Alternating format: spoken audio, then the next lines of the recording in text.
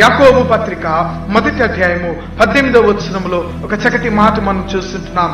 ఆయన తాను సృష్టించిన వాటిలో మనము ప్రథమఫలముగా ఉండినట్లు సత్యవాక్యము వలన మనలను తన సంకల్ప ప్రకారము దేవుడు కనెను అని వాక్యము జ్ఞాపకం చేస్తుంది.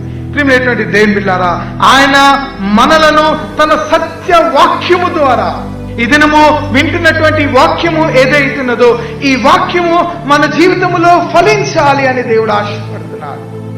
ఈ వాక్యము మన జీవితంలో ఫలించి ఆ ఫలించినటువంటి సంకల్పము ప్రకారము దేవుడు మనలను ఈ లోకములో కనెను అని ప్రభు జ్ఞాపకం చేస్తున్నాడు. పేతురు 1వ పత్రిక 1వ అధ్యాయము 21వ వచనము, మీరు క్షయబీజము నుండి కాక శాశ్వతమగు జీవము గల దేవుని వాక్యము మూలముగా అక్షయ బీజము నుండి మీరు ఏం చేయబడ్డారు? పుట్టింపబడిన వారు కనుక నిష్కపటమైన సహోదర ప్రేమ కలుగునట్లు మనం ఏం చేయాలంట? దేవుని సన్నిధానములో నడిపింపబడేటువంటి వారముగా ఉండాలి.